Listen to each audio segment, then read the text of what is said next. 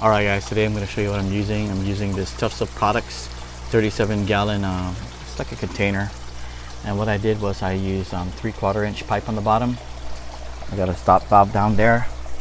And let me show you the pipe down here. The pipe down here is 3/4. And I don't know if you can see, it goes up in there. And I use a 3/4 inch uniseal. See, I use a 90-degree elbow.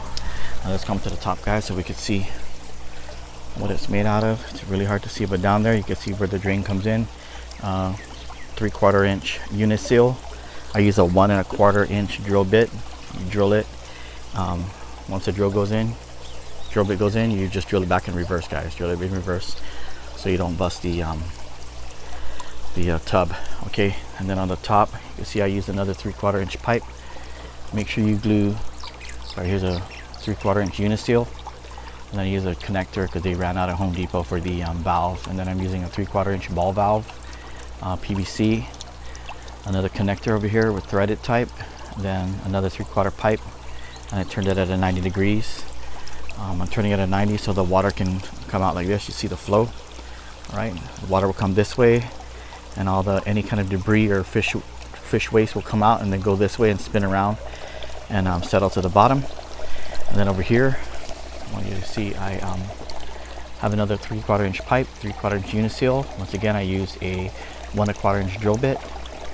Sorry, hole saw. I want you to see the outside, how the uniseal. I put the uniseals on the outside, and then I just made it come out. Put it to a T.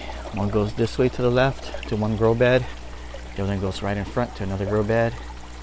And you see where else I made it go down to my other grow beds. Right, guys, and then over here again, down the bottom, I put another T. I want to show you this right here. So I use a T right there, it's another hole.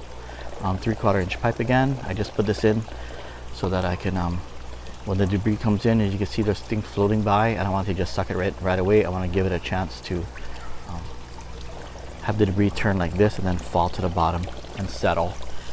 Okay, so it came out at another 90 degrees, guys. 3/4 inch pipe. Goes to this grow bed. You can see my water flowing there, and it goes to my other two grow beds. So another advantage of using this type of system, this filter, is you take most of the sediment and it'll settle to the bottom of this tub. Whereas you go down here to this filter, and you can just catch it and watch this. See, turn it on, and you just clean up all the waste from on the bottom. But that's how you guys build a swirl filter, guys.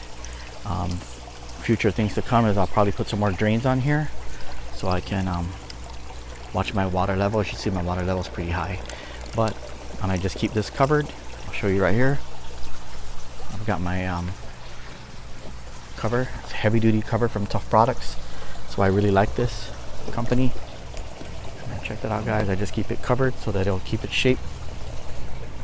If you don't keep this covered, you're going to get algae growth in the inside, guys. So keep those covered to prevent algae growth. If you have some value, hit the like button and subscribe to the channel. And I'll leave you with that. And there's my tilapia. There's my other swirl filter down here. And inside that, I have some K2 filter media. And I've got oxygen. You can also add this type of media and oxygen to this filter over here. If you want to increase like a biofilter. I might do that later on in the future, but not right now. I'll just keep it as is. If you guys like the content, hit the like button and subscribe. Check out all my other videos on YouTube. And thank you very much. You guys, that will help on another tip that help keep your grow bed clean, guys. A lot cleaner. All right, guys. Thank you. Have a good one.